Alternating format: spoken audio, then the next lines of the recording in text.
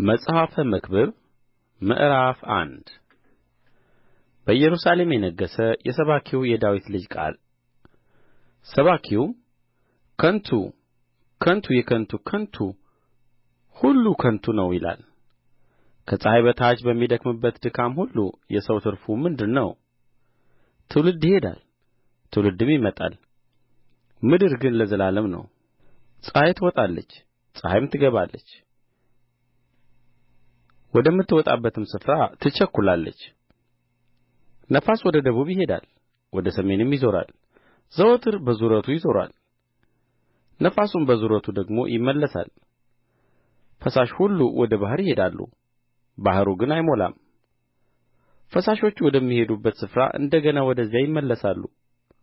ነገር ግን ሁሉ ያደክማል፣ ሰው ይናገረው ዘንድ አይችልም። ዓይን ከማየት አይጠግብም፣ ጆሮም ከመስማት አይሞላም። የሆነው ነገር እርሱ የሚሆነው ነው፣ የተደረገውም ነገር እርሱ የሚደረግ ነው። ከፀሐይም በታች አዲስ ነገር የለም። ማንም እነሆ ይህ ነገር አዲስ ነው ይል ዘንድ ይችላልን? እርሱ ከእኛ በፊት በነበሩት ዘመናት ተደርጎአል። ለፊተኞቹ ነገሮች መታሰቢያ የላቸውም፣ ለኋለኞቹም ነገሮች ከእነርሱ በኋላ በሚነሡት ሰዎች ዘንድ መታሰቢያ አይገኝላቸውም። እኔ ሰባኪው በእስራኤል ላይ በኢየሩሳሌም ንጉሥ ነበርሁ። ከሰማይም በታች የተደረገውን ሁሉ በጥበብ እፈልግና እመረምር ዘንድ ልቤን አተጋሁ። እግዚአብሔር ይደክሙባት ዘንድ ይህችን ለሰው ልጆች የሰጠ ክፉ ጥረት ናት።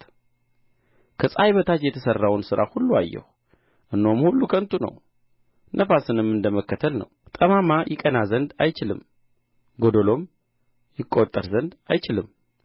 እኔ በልቤ እነሆ ከእኔ አስቀድመው በኢየሩሳሌም ላይ ከነበሩት ሁሉ ይልቅ ጥበብን አብዝቼ ጨመርሁ፣ ልቤም ብዙ ጥበብንና እውቀትን ተመለከተ ብዬ ተናገርሁ። ጥበብንና ዕብደትን ሞኝነትንም አውቅ ዘንድ ልቤን ሰጠሁ። ይህም ደግሞ ነፋስን እንደ መከተል እንደ ሆነ አስተዋልሁ። በጥበብ መብዛት ትካዜ ይበዛልና እውቀትንም የሚጨምር ኀዘንን ይጨምራልና። መጽሐፈ መክብብ ምዕራፍ ሁለት እኔ በልቤ ና በደስታም እፈትንሃለሁ፣ መልካምንም ቅመስ አልሁ። ይህም ደግሞ እነሆ ከንቱ ነበረ። ሳቅን ዕብድ ነህ ደስታንም ምን ታደርጋለህ አልሁት። የሰው ልጆች በሕይወታቸው ዘመን ሁሉ ከፀሐይ በታች ሊሠሩት መልካም ነገር ምን እንደ ሆነ እስካይ ድረስ ልቤ በጥበብ እየመራኝ ሰውነቴን በወይን ጠጅ ደስ ለማሰኘት ስንፍናንም ለመያዝ በልቤ መረመርሁ። ትልቅ ሥራን ሠራሁ፣ ቤቶችንም አደረግሁ፣ ወይንም ተከልሁ፣ አትክልትንና ገነትን አደረግሁ፣ ልዩ ልዩ ፍሬ ያለባቸውንም ዛፎች ተከልሁባቸው። በዱር የተተከሉትን ዛፎች አጠጣበት ዘንድ የውኃ ማጠራቀሚያ አደረግሁ። ወንዶችና ሴቶችን ባሪያዎች ገዛሁ፣ የቤት ውልድ ባሪያዎችም ነበሩኝ። ከእኔ አስቀድመው በኢየሩሳሌም ከነበሩት ሁሉ ይልቅ ብዙ ከብቶችና መንጋዎች ነበሩኝ። ብርንና ወርቅን የከበረውንም የነገሥታትና የአውራጆችን መዝገብ ሰበሰብሁ። አዝማሪዎችንና አርሆዎችን የሰዎች ልጆችንም ተድላ እጅግ የበዙ ሴቶችንም አከማቸሁ። ታላቅም ሆንሁ፣ ከእኔም አስቀድመው በኢየሩሳሌም ከነበሩት ሁሉ ይልቅ ከበርሁ። ደግሞም ጥበቤ ከእኔ ጋር ጸንታ ቀረች፣ ዓይኖቼንም ከፈለግሁት ሁሉ አልከለከልኋቸውም። ልቤም በድካሜ ሁሉ ደስ ይለው ነበርና ልቤን ከደስታ ሁሉ አላራቅሁትም። ከድካሜም ሁሉ ይህ እድል ፈንታዬ ሆነ። እጄ የሠራቻትን ሥራዬን ሁሉ የደከምሁበትንም ድካሜን ሁሉ ተመለከትሁ። እነሆ ሁሉ ከንቱ ነፋስንም እንደ መከተል ነበረ፣ ከፀሐይ በታችም ትርፍ አልነበረም። እኔም ጥበብን ዕብደትንና ስንፍናን አይ ዘንድ ተመለከትሁ።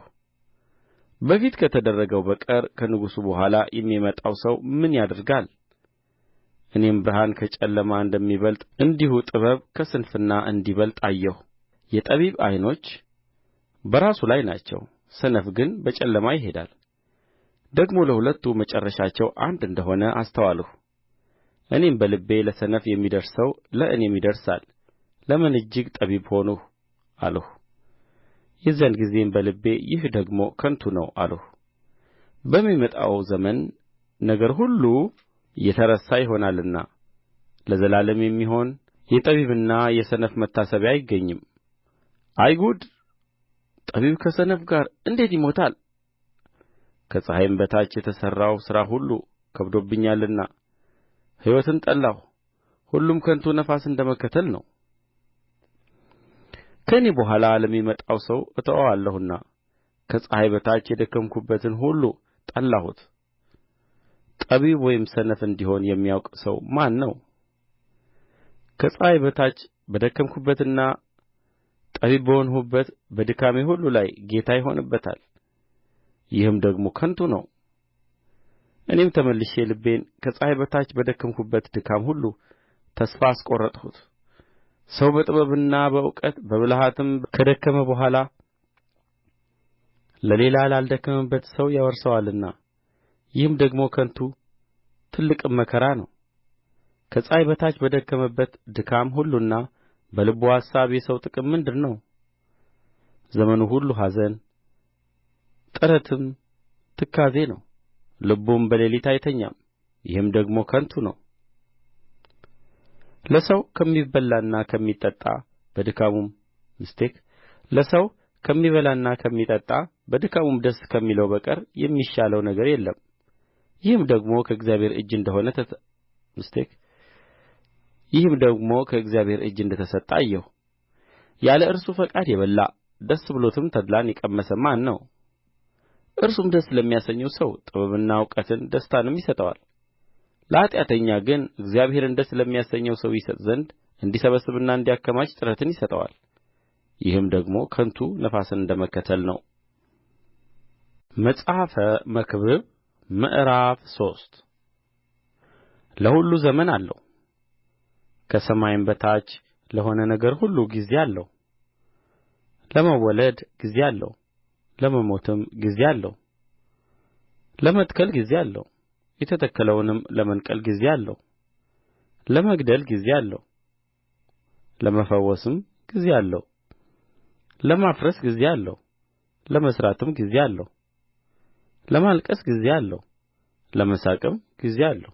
ዋይ ለማለት ጊዜ አለው፣ ለመዝፈንም ጊዜ አለው። ድንጋይን ለመጣል ጊዜ አለው፣ ድንጋይንም ለመሰብሰብ ጊዜ አለው። ለመተቃቀፍ ጊዜ አለው፣ ከመተቃቀፍም ለመራቅ ጊዜ አለው። ለመፈለግ ጊዜ አለው፣ ለማጥፋትም ጊዜ አለው። ለመጠበቅ ጊዜ አለው፣ ለመጣልም ጊዜ አለው።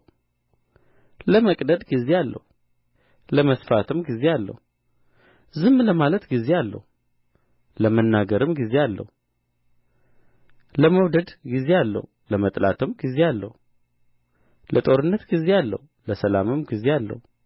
ለሠራተኛ የድካሙ ትርፉ ምንድር ነው? እግዚአብሔር ለሰው ልጆች ይደክሙበት ዘንድ የሰጣቸውን ጥረት አይቻለሁ። ነገርን ሁሉ በጊዜው ውብ አድርጎ ሠራው። እግዚአብሔርም ከጥንት ጀምሮ እስከ ፍጻሜ ድረስ የሠራውን ሥራ ሰው መርምሮ እንዳያገኝ ዘላለምነትን በልቡ ሰጠው።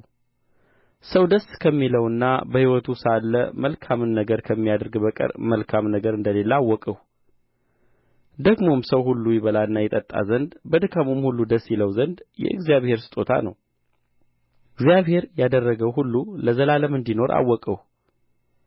ሊጨመርበት ወይም ከእርሱ ሊጐድል አይችልም። እግዚአብሔርም በፊቱ ይፈሩ ዘንድ አደረገ። አሁን ያለው በፊት ነበረ፣ የሚሆነውም በፊት ሆኖ ነበር። እግዚአብሔርም ያለፈውን መልሶ ይሻዋል። ደግሞም ከፀሐይ በታች በፍርድ ስፍራ ኃጢአት በጽድቅም ስፍራ ኃጢአት እንዳለ አየሁ። እኔም በልቤ በዚያ ለነገር ሁሉና ለሥራ ሁሉ ጊዜ አለውና በጻድቅና በኃጢአተኛ ላይ እግዚአብሔር ይፈርዳል አልሁ። እኔ በልቤ ስለ ሰው ልጆች እንደ እንስሳ መሆናቸውን እንዲያዩ እግዚአብሔር ይፈትናቸዋል አልሁ። የሰው ልጆችና የእንስሳ እድል ፈንታ አንድ ነው፣ ድርሻቸውም ትክክል ነው። አንዱ እንደሚሞት ሌላውም እንዲሁ ይሞታል። የሁሉም እስትንፋስ አንድ ነው። ሁሉም ከንቱ ነውና ሰው ከእንስሳ ብልጫ የለውም። ሁሉ ወደ አንድ ቦታ ይሄዳል፣ ሁሉ ከአፈር ነው፣ ሁሉም ወደ አፈር ይመለሳል። የሰው ልጆች ነፍስ ወደ ላይ እንደምትወጣ የእንስሳም ነፍስ ወደ ታች ወደ ምድር እንደምትወርድ የሚያውቅ ማን ነው? ያም እድል ፈንታው ነውና ሰው በሥራው ደስ ከሚለው በቀር ሌላ መልካም ነገር እንደሌለው አየሁ።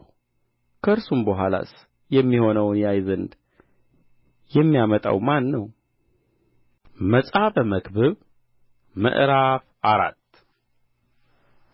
እኔም ተመለስሁ፣ ከፀሐይ በታችም የሚደረገውን ግፍ ሁሉ አየሁ። እነሆም የተገፉት ሰዎች እንባ ነበረ፣ የሚያጽናናቸውም አልነበረም።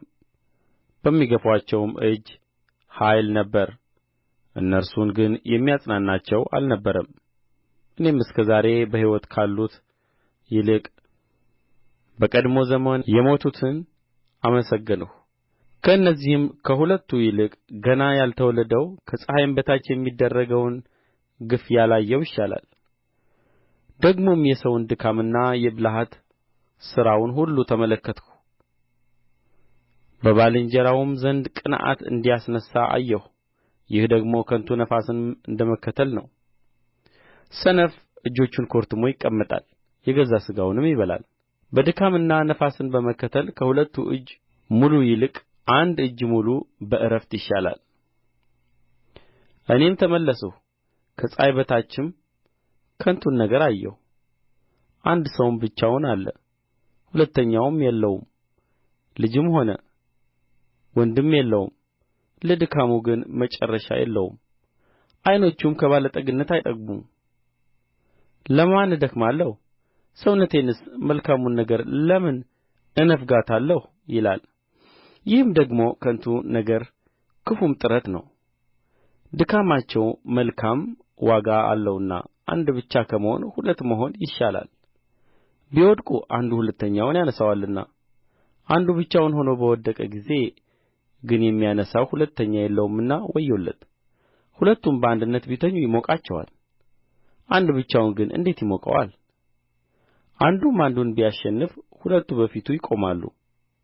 በሦስቱም የተገመደ ገመድ ፈጥኖ አይበጠስም።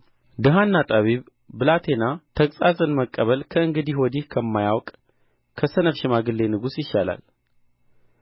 ምንም በመንግሥቱ አገር ደግሞ ችግረኛ ሆኖ ቢወለድ ከግዞቱ ቤት ወደ መንግሥት ወጥቶአልና። ከፀሐይ በታች የሚሄዱትን ሕያዋን ሁሉ በእርሱ ፋንታ ከሚነሣው ከሌላው ጎበዝ ጋር ሆነው አየሁ። ከእርሱ በፊት የተገዙለት ሕዝብ ሁሉ አይቈጠሩም። በኋላ የሚመጡት ግን በእርሱ ደስ አይላቸውም። ይህም ደግሞ ከንቱ ነፋስንም እንደ መከተል ነው። መጽሐፈ መክብብ ምዕራፍ 5 ወደ እግዚአብሔር ቤት በገባህ ጊዜ እግርህን ጠብቅ። ለመስማት መቅረብ ከሰነፎች መሥዋዕት ይበልጣልና እነርሱም ክፉ እንዲያደርጉ አያውቁምና። እግዚአብሔር በሰማይ አንተም በምድር ነህና በአፍህ አትፍጠን። በእግዚአብሔርም ፊት ቃልን ይናገር ዘንድ ልብህ አይቸኵል። ስለዚህም ቃልህ ጥቂት ትሁን። ሕልም በሥራ ብዛት ይታያል፣ እንዲሁም የሰነፍ ድምፅ በቃሉ ብዛት ይሰማል። ሰነፎች ደስ አያሰኙትምና ለእግዚአብሔር ስእለት በተሳልህ ጊዜ ትፈጽመው ዘንድ አትዘግይ። የተሳልኸውን ፈጽመው። ተስለህ የማትፈጽም ብትሆን ባትሳል ይሻላል። ሥጋህን በኃጢአት እንዳያስተው ለአፍህ አርነት አትስጥ። በመልአክም ፊት ስሕተት ነበረ አትበል። እግዚአብሔር በቃልህ ይቈጣ ዘንድ የእጅህንም ሥራ ያጠፋ ዘንድ ስለ ምን ትሻለህ? ብዙ ሕልም ባለበት ዘንድ እንዲሁም ደግሞ ብዙ ቃል ባለበት ስፍራ በዚያ ብዙ ከንቱ ነገር አለ። አንተ ግን እግዚአብሔርን ፍራ።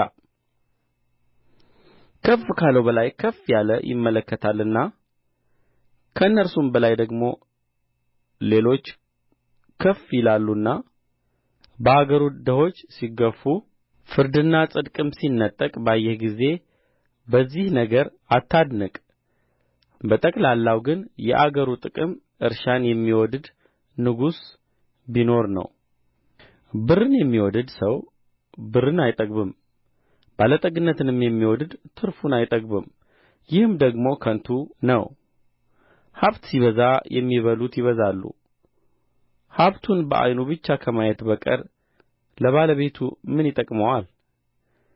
እጅግ ወይም ጥቂት ቢበላ የሠራተኛ እንቅልፉ ጣፋጭ ነው፣ የባለጠጋ ጥጋብ ግን እንቅልፉን ይከለክለዋል። ከፀሐይ በታች የሚያሳዝን ክፉ ነገር አየሁ። ለመከራው በባለቤቱ ዘንድ የተቈጠበች ባለጠግነት ናት። ያችም ባለጠግነት በክፉ ነገር ትጠፋለች። ልጅንም ቢወልድ በእጁ ምንም የለውም።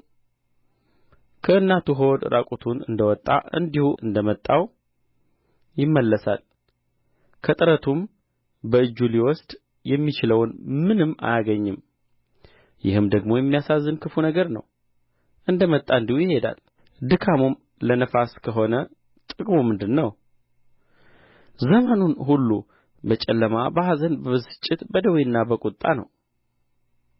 እነሆ እኔ ያየሁት መልካምና የተዋበ ነገር ሰው እግዚአብሔር በሰጠው በሕይወቱ ዘመን ሁሉ ይበላና ይጠጣ ዘንድ ከፀሐይ በታች በሚደክምበት ድካም ሁሉ ደስ ይለው ዘንድ ነው።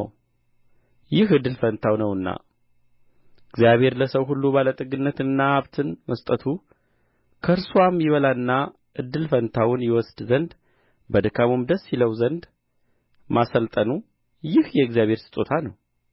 እግዚአብሔር በልቡ ደስታን ስለ ሰጠው እርሱ የሕይወቱን ዘመን እጅግ አያስብም።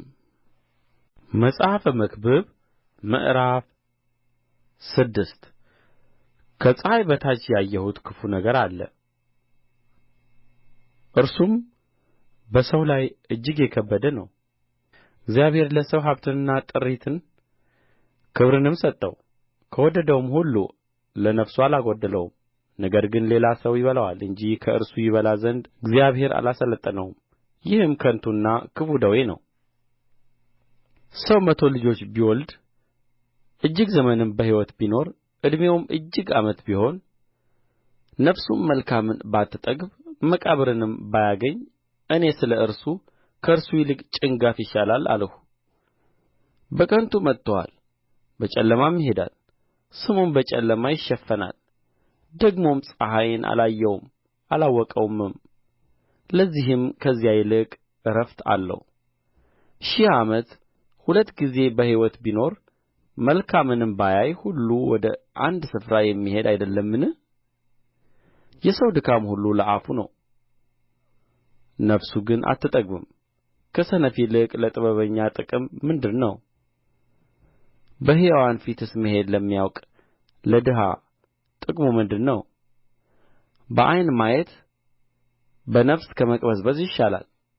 ይህም ደግሞ ከንቱ ነፋስን እንደ መከተል ነው። የሆነው ስሙ አስቀድሞ ተጠራ፣ ሰውም እንደ ሆነ ታወቀ። ከእርሱ ከሚበረታው ጋር ይፋረድ ዘንድ አይችልም። ከንቱን የሚያበዛ ብዙ ነገር አለና ለሰው ጥቅሙ ምንድር ነው? ሰው በከንቱ ወራቱ ቍጥርና እንደ ጥላ በሚያሳልፈው ዘመኑ በሕይወቱ ሳለ ለሰው የሚሻለውን የሚያውቅ ማን ነው? ወይስ ለሰው ከፀሐይ በታች ከእርሱ በኋላ የሚሆነውን ማን ይነግረዋል?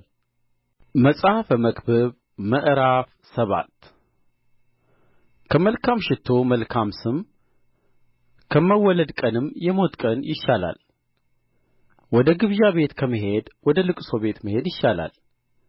እርሱ የሰው ሁሉ ፍጻሜ ነውና ሕያውም የሆነ በልቡ ያኖረዋልና። ከሳቅ ኀዘን ይሻላል፣ ከፊት ኀዘን የተነሣ ልብ ደስ ይሰኛልና። የጠቢባን ልብ በልቅሶ ቤት ነው፣ የሰነፎች ልብ ግን በደስታ ቤት ነው። ሰው የሰነፎችን ዜማ ከሚሰማ ይልቅ የጠቢባንን ተግሣጽ መስማት ይሻለዋል። ከድስት በታች እንደሚቃጠል እሾህ ድምፅ የሰነፍ ሳቅ እንዲሁ ነው። ይህም ደግሞ ከንቱ ነው። ግፍ ጠቢቡን ያሳብደዋል፣ ጉቦም ልብን ያጠፋዋል። የነገር ፍጻሜ ከመጀመሪያው ይሻላል፣ ታጋሽም ከትዕቢተኛ ይሻላል። በነፍስህ ለቍጣ ችኩል አትሁን፣ ቍጣ በሰነፍ ብብት ያርፋልና። ከዚህ ዘመን ይልቅ ያለፈው ዘመን ለምን ተሻለ ብለህ አትናገር። የዚህን ነገር በጥበብ አትጠይቅምና። ጥበብ ከርስት ጋር መልካም ነው፣ ፀሐይንም ለሚያዩ ሰዎች ትርፍን ይሰጣል። የጥበብ ጥላ እንደ ገንዘብ ጥላ ናትና የእውቀትም ብልጫዋ ጥበብ ገንዘብ ላደረጋት ሕይወትን እንድትሰጥ ነው።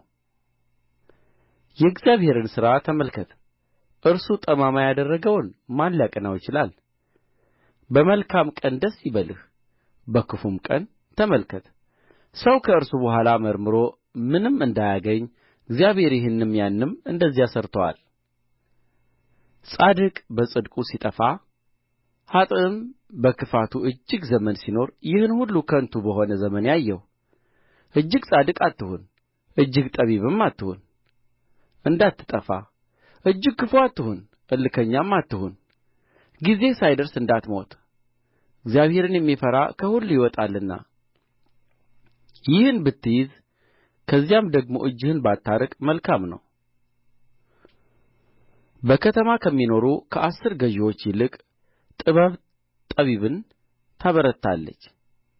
በምድር ላይ መልካምን የሚሠራ ኃጢአትንም የማያደርግ ጻድቅ አይገኝምና። ባሪያህ ሲረግምህ እንዳትሰማ በሚጫወቱበት ቃል ሁሉ ልብህን አትጣል። አንተ ደግሞ ሌሎችን እንደ ረገምህ ልብህ ያውቃልና።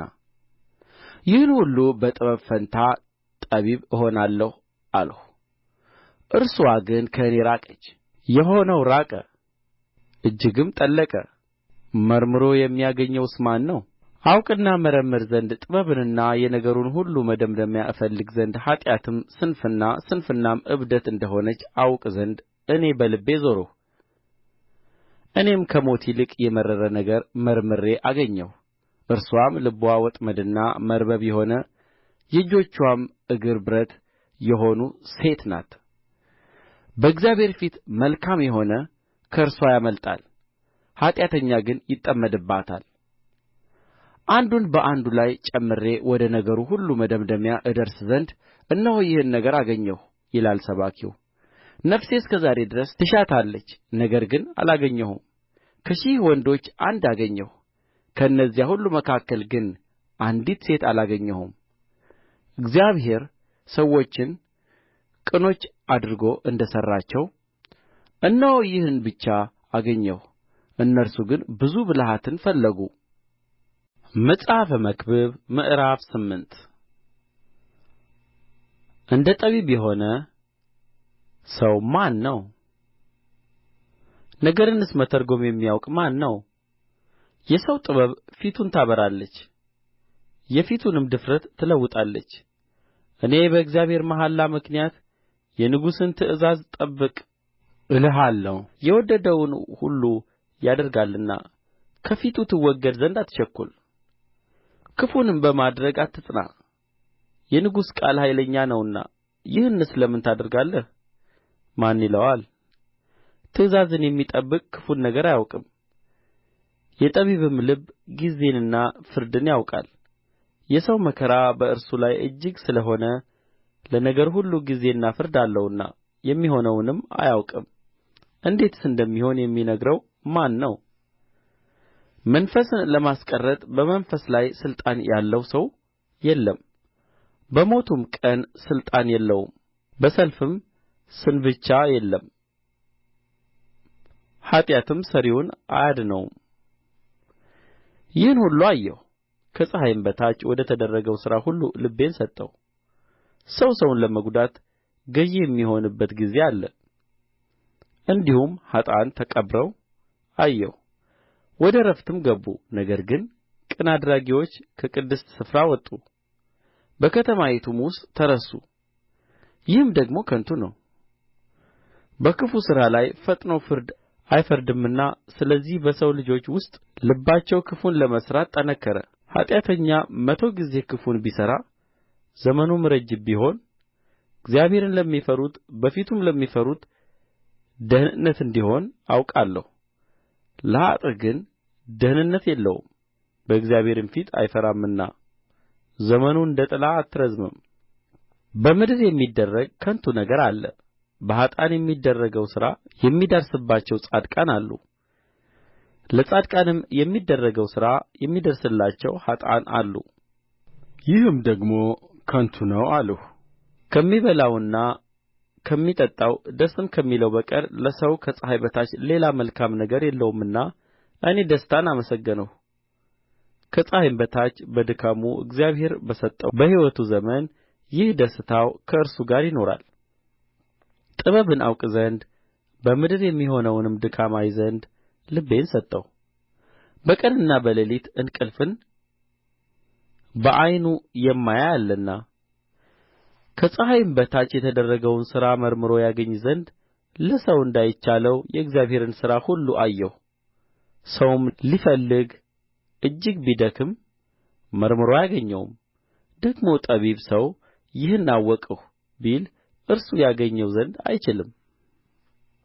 መጽሐፈ መክብብ ምዕራፍ 9 ጻድቃንና ጠቢባን ሥራዎቻቸውም በእግዚአብሔር እጅ እንደ ሆኑ ይህን ሁሉ እመረምር ዘንድ በልቤ አኖርሁ። ፍቅር ወይም ጥል ቢሆን ሰው አያውቅም፣ ሁሉ ወደ ፊታቸው ነው። የጻድቁና የበደለኛው የመልካሙና የክፉው የንጹሑና የርኩሱ መሥዋዕትን የሚሠዋውና የማይሠዋው የሰው ሁሉ ድርሻው አንድ ነው። እንደ መልካሙ ሰው እንዲሁ ኃጢአተኛ፣ እንደ መሐለኛው ሰው እንዲሁ መሐላን የሚፈራው ነው። አንድ ድርሻ ሁሉን እንዲያገኝ ከፀሐይ በታች በተደረገው ሁሉ ይህ ነገር ክፉ ነው። ደግሞም የሰው ልጆች ልብ ክፋትን ትሞላለች፣ በሕይወታቸውም ሳሉ እብደት በልባቸው ነው። ከዚያም በኋላ ወደ ሙታን ይወርዳሉ። ያልሞተ ውሻ ከሞተ አንበሳ ይሻላልና ሰው ከሕያዋን ሁሉ ጋር በአንድነት ቢኖር ተስፋ አለው። ሕያዋን እንዲሞቱ ያውቃሉና ሙታን ግን አንዳች አያውቁም፣ መታሰቢያቸውም ተረስቶአልና ከዚያ በኋላ ዋጋ የላቸውም። ፍቅራቸውና ጥላቸው ቅንዓታቸውም በአንድነት ጠፍቶአል። ከፀሐይ በታችም በሚሠራው ነገር ለዘላለም እድል ፈንታ ከእንግዲህ ወዲህ የላቸውም። እግዚአብሔር ሥራህን ተቀብሎታልና ሂድ፣ እንጀራህን በደስታ ብላ፣ የወይን ጠጅህንም በተድላ ጠጣ። ሁልጊዜ ልብስህ ነጭ ይሁን፣ ቅባትም ከራስህ ላይ አይታጣ። በሕይወትህ አንተም ከፀሐይ በታች በምትደክምበት ድካም ይህ እድል ፈንታህ ነውና ከንቱ በሆነ በሕይወትህ ዘመን ሁሉ ከፀሐይ በታች በሰጠህ በከንቱ ዘመንህ ሁሉ ከምትወድዳት ሚስትህ ጋር ደስ ይበልህ። አንተ በምትሄድበት በሲኦል ሥራና አሳብ እውቀትና ጥበብ አይገኙምና እጅህ ለማድረግ የምታገኘውን ሁሉ እንደ ኃይልህ አድርግ። እኔም ተመለስሁ፣ ከፀሐይ በታችም ሩጫ ለፈጣኖች፣ ሰልፍም ለኃያላን፣ እንጀራም ለጠቢባን፣ ባለጠግነትም ለአስተዋዮች፣ ሞገስም ለአዋቂዎች እንዳልሆነ አየሁ። ጊዜና ዕድል ግን ሁሉን ያገናኛቸዋል። ሰውም ጊዜውን አያውቅም። በክፉ መረብ እንደ ተጠመዱ ዓሣዎች በወጥመድም እንደ ተያዙ ወፎች እንዲሁ የሰው ልጆች በክፉ ጊዜ በድንገት ሲወድቅባቸው ይጠመዳሉ። ከፀሐይ በታችም ይህን ጥበብ አየሁ፣ እርስዋም በእኔ ዘንድ ታላቅ መሰለችኝ። ታናሽ ከተማ ነበረች፣ ጥቂቶች ሰዎችም ነበሩባት። ታላቅ ንጉሥም መጣባት፣ ከበባትም፣ ታላቅ ግንብንም ሠራባት። ጠቢብ ድሀ ሰውም ተገኘባት። ያችንም ከተማ በጥበቡ አዳናት። ያን ድሀ ሰው ግን ማንም አላሰበውም። እኔም ከኃይል ይልቅ ጥበብ ትበልጣለች፣ የድሀው ጥበብ ግን ተናቀች፣ ቃሉም አልተሰማችም አልሁ። በሰነፎች መካከል ከሚጮኽ ከገዢው ጩኸት ይልቅ የጠቢባን ቃል በጸጥታ ትሰማለች። ከጦር መሣሪያዎች ይልቅ ጥበብ ትሻላለች። አንድ ኃጢአተኛ ግን ብዙ መልካምን ያጠፋል። መጽሐፈ መክብብ ምዕራፍ 10 የሞቱ ዝንቦች የተቀመመውን የዘይት ሽቱ ያገሙታል፣ እንዲሁም ትንሽ ስንፍና ጥበብንና ክብርን ያጠፋል። የጠቢብ ልብ በስተ ቀኙ ነው፣ የሰነፍ ልብ ግን በስተ ግራው ነው። ደግሞም ሰነፍ በመንገድ ሲመላለስ እርሱ ልብ ይጐድለዋል፣ የሚያስበውም ሁሉ ስንፍና ነው። ትዕግሥት ታላቁን ኃጢአት ጸጥ ያደርጋልና የገዢ ቍጣ የተነሣብህ እንደ ሆነ ስፍራህን አትልቀቅ። ከፀሐይ በታች ያየሁት ክፉ ነገር አለ፣ እርሱም ከገዢ የሚወጣ ስሕተት ነው። ሰነፍ በታላቅ ማዕርግ ተሾመ፣ ባለጠጎች ግን በተዋረደ ስፍራ ተቀመጡ። ባሪያዎች በፈረስ ላይ ሲቀመጡ መሳፍንትም እንደ ባሪያዎች በምድር ላይ ሲሄዱ አየሁ። ጕድጓድን የሚምስ ይወድቅበታል፣ ቅጥርንም የሚያፈርስን እባብ ትነድፈዋለች። ድንጋይን የሚፈነቅል ይታመምበታል፣ እንጨትንም የሚፈልጥ ይጐዳበታል። ብረት ቢደነዝዝ ሰውም ባይስለው ኃይልን ሊያበዛ ይገባዋል። ጥበብ ግን ሥራውን ለማከናወን ትጠቅመዋለች። ደጋሚ ሳይደግምባት እባብ ብትነድፍ ለደጋሚው ትርፍ የለውም። የጠቢብ ሰው የአፉ ቃል ሞገስ ናት፣ የሰነፍ ከንፈሮች ግን ራሱን ይውጡታል። የአፉ ቃል መጀመሪያ ስንፍና ነው፣ የንግግሩም ፍጻሜ ክፉ እብደት ነው። ሰነፍ ቃሉን ያበዛል፣ ሰው ግን የሚሆነውን አያውቅም። ከእርሱስ በኋላ የሚሆነውን ማን ይነግረዋል? የሰነፍ ሥራ ያደክመዋል፣ ወደ ከተማ መሄድ አያውቅምና። ንጉሥሽ ሕፃን የሆነ መኳንንቶችሽም ማልደው የሚበሉ አንቺ አገር ሆይ ወዮልሽ! ንጉሥሽ የከበረ ልጅ የሆነ ለብርታት እንጂ ለስካር ያይደለ በጊዜ የሚበሉ መኳንንት ያሉሽ አንቺ አገር ሆይ የተመሰገንሽ ነሽ። ተግባር በመፍታት ጣራው ይዘብጣል፣ በእጅም መታከት ቤት ያፈስሳል። እንጀራን ለሳቅ የወይን ጠጅንም ለሕይወት ደስታ ያደርጉታል። ሁሉም ለገንዘብ ይገዛል፣ የሰማይ ወፍ ቃሉን ይወስደዋልና ባለ ክንፎችም ነገሩን ይናገራሉና። በልብህ አሳብ እንኳ ቢሆን ንጉሥን አትስደብ፣ በመኝታ ቤትህም ባለጠጋን አትስደብ። መጽሐፈ መክብብ ምዕራፍ 11 እንጀራህን በውኃ ፊት ላይ ጣለው፣ ከብዙ ቀን በኋላ ታገኘዋለህና። ለሰባት ደግሞም ለ8 እድል ፈንታን ክፈል። በምድር ላይ የሚሆነውን ክፉ ነገር ምን እንደ ሆነ አታውቅምና። ደመናት ዝናብ በሞሉ ጊዜ በምድር ላይ ያፈስሱታል። ዛፍም ወደ ደቡብ ወይም ወደ ሰሜን ቢወድቅ ዛፉ በወደቀበት ስፍራ በዚያ ይኖራል። ነፋስን የሚጠባበቅ አይዘራም፣ ደመናትንም የሚመለከት አያጭድም። የነፋስ መንገድ እንዴት እንደ ሆነች አጥንትም በእርጉዝ ሆድ እንዴት እንድትዋደድ እንደማታውቅ እንዲሁም ሁሉን የሚሠራውን የእግዚአብሔርን ሥራ አታውቅም። ወይም ይህ ወይም ያ ማናቸው እንዲበቅል ወይም ሁለቱ መልካም እንዲሆኑ አታውቅምና በማለዳ ዘርህን ዝራ፣ በማታም እጅህን አትተው። ብርሃን ጣፋጭ ነው፣ ፀሐይንም ማየት ለዓይን መልካም ነው። ሰው ብዙ ዘመን በሕይወት ቢኖር በሁሉም ደስ ይበለው። ሆኖም የጨለማውን ዘመን ያስብ፣ ብዙ ቀን ይሆናልና የሚመጣው ነገር ሁሉ ከንቱ ነው። አንተ ጎበዝ በጕብዝናህ ደስ ይበልህ፣ በጕብዝናህም ወራት ልብህን ደስ ይበለው። በልብህም መንገድ ዓይኖችህም በሚያዩት ሂድ። ዳሩ ግን ስለዚህ ነገር ሁሉ እግዚአብሔር ወደ ፍርድ እንዲያመጣህ እወቅ።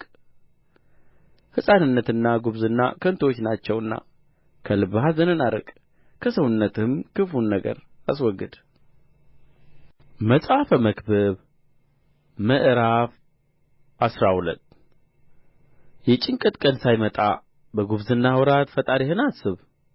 ደስ አያሰኙም የምትላቸው ዓመታት ሳይደርሱ ፀሐይና ብርሃን ጨረቃና ከዋክብትም ሳይጨልሙ ደመናትም ከዝናብ በኋላ ሳይመለሱ ቤት ጠባቆች በሚንቀጠቀጡበት ኃያላን ሰዎችም በሚጐብጡበት ጥቂቶች ሆነዋልና ፈጭታዎች ሥራ በሚፈቱበት በመስኮትም ሆነው የሚመለከቱ በሚጨልሙበት በአደባባይም ደጆች በሚዘጉበት ቀን የወፍጮ ድምፅ ሲላሽ ከወፍ ድምፅ የተነሣ ሰው ሲነሣ ዜማም የሚጮኹ ሴቶች ልጆች ሁሉ ዝግ ሲሉ ከፍ ያለውን ደግሞ ሲፈሩ ድንጋጤም በመንገድ ላይ ሲሆን ለውዝም ሲያብብ አንበጣም እንደ ሸክም ሲከብድ ፈቃድም ሲጠፋ ሰው ወደ ዘላለም ቤት ሲሄድ አልቃሾችም በአደባባይ ሲዞሩ የብር ድሪ ሳይበጠስ የወርቅም ኵስኵስት ሳይሰበር ማድጋውም በምንጭ አጠገብ ሳይከሰከስ መንኰራኵሩም በጕድጓድ ላይ ሳይሰበር አፈርም ወደ ነበረበት ምድር ሳይመለስ ነፍስም ወደ ሰጠው ወደ እግዚአብሔር ሳይመለስ ፈጣሪህን አስብ። ሰባኪው ከንቱ ከንቱ ሁሉ ከንቱ ነው ይላል። ሰባኪውም ጠቢብ ስለ ሆነ ለሕዝቡ እውቀትን አስተማረ። እርሱም ብዙ ምሳሌዎችን መረመረና ፈላለገ አስማማም። ሰባኪው ያማረውን በቅንም የተጻፈውን እውነተኛውን ቃል መርምሮ ለማግኘት ፈለገ።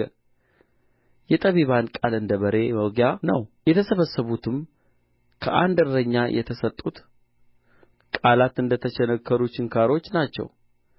ከዚህም ሁሉ በላይ ልጄ ሆይ ተግሣጽን ስማ። ብዙ መጻሕፍትን ማድረግ ፍጻሜ የለውም፣ እጅግም ምርምር ሰውነትን ያደክማል። የነገሩን ሁሉ ፍጻሜ እንስማ፣ ይህ የሰው ሁለንተናው ነውና። እግዚአብሔርን ፍራ ትእዛዙንም ጠብቅ። እግዚአብሔር ሥራን ሁሉ የተሰወረውንም ነገር ሁሉ መልካምም ቢሆን ክፉም ቢሆን ወደ ፍርድ ያመጣዋልና